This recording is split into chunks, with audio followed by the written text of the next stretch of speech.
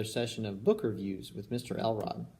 So today what we're going to be doing is we're going to be looking at a book that I listened to recently. So one of the things that I've changed, not to say changed, but one thing I've been doing differently here over the last several months is I've been doing more to listen to books on audio. Now, the primary way that I get to my books is not necessarily through audiobook, so I'm not necessarily making a transition in that respect. However, one thing that I am doing differently is while I'm driving in my car, or if I happen to be in a certain situation where I can't necessarily read a book, I will have a book that is on audio, so whether it's on CD or whether it's digital. I've started to do more in book listening just so that simply I can get more books in, so that I can learn more, and so that I can hopefully get to a wider range of books. Now, I will say that the danger of doing books through audio is that you have a tendency sometimes to zone out for a little bit. So I found myself doing that several times. Now, not so much a big deal when you're dealing with nonfiction. Not so much a big deal when you're dealing with fiction books, but when you're dealing with nonfiction, it's obviously very important. Try and pay attention all the time. But nevertheless, I've still gotten through a couple of books. The other issue that I found is that a lot of times, if I'm reading, especially if something's a little bit more complex, I don't understand something, I like to go back and I want to reread that section. Dealing with audiobooks, you don't really have that opportunity anymore, and so it creates a little bit greater difficulty, but maybe for some books it helps you to get through them a little bit more. You have somebody else reading it to you, they move on regardless of whether you've gotten a concept or not, and so maybe helps you to move those. So that's really one of the things that I found with this book that I read. And so the book that we're going to be talking about today is called The Ascent of Money, A Financial History of the World by Neil Ferguson. Okay, so first of all, Neil Ferguson, he is, apparently he's done several things as I've been looking at his biography. He is a senior at the Hoover Institute in Stanford, at Stanford.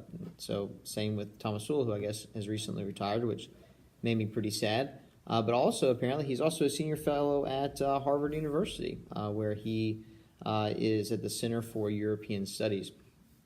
So it was interesting, as you know, and I didn't actually look at his biography before I started looking at this book.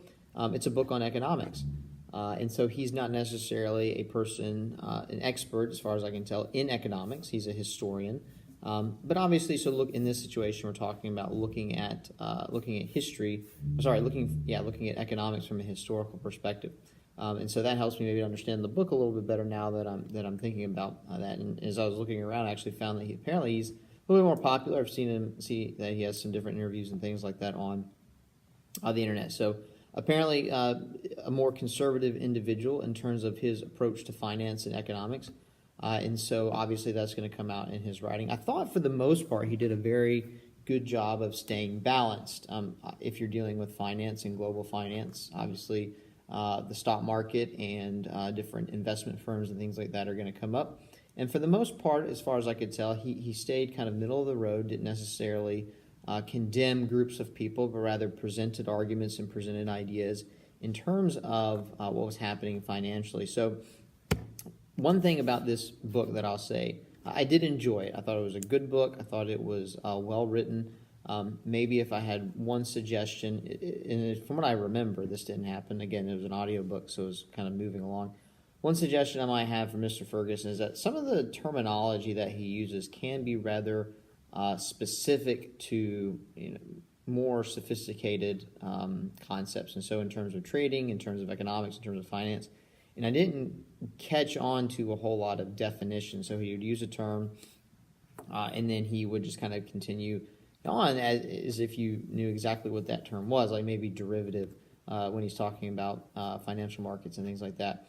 And so more than likely your lay person is necessarily going to catch those. And certainly in an audiobook it makes it a little bit more difficult because you don't necessarily get all the terminology. There were a lot of concepts in the book that were over my head, things that, I kind of have an understanding of some of the basics, but he was definitely in a realm that was beyond me. But in terms of the writing style, in terms of the information provided, I thought it was a very interesting book, thought it was very well written. Like I said, maybe that one suggestion I have for Mr. Ferguson, maybe for me, go look this stuff up and try to understand it a little bit better. maybe a little bit better for me in terms of an audiobook, because more than likely if I was having to read this book, the first part I probably would have gotten through, because it was dealing with early banking, Renaissance period, trade, the use of gold coinage and things like that, in terms of how money was made. So that I understood that those were more simple banking and financial concepts. But as you move forward into where we're a more complex financial world, he lost me a little bit. The historical piece and some of the analysis piece in terms of how it all ends up unfolding, in terms of how it all unfolded, especially with like the 2007, 2008 recession and things like that. I understood, but maybe not necessarily how all the economic pieces were falling. But again, having said that, I thought it was a good book. Thought it was well written. Thought it was very interesting.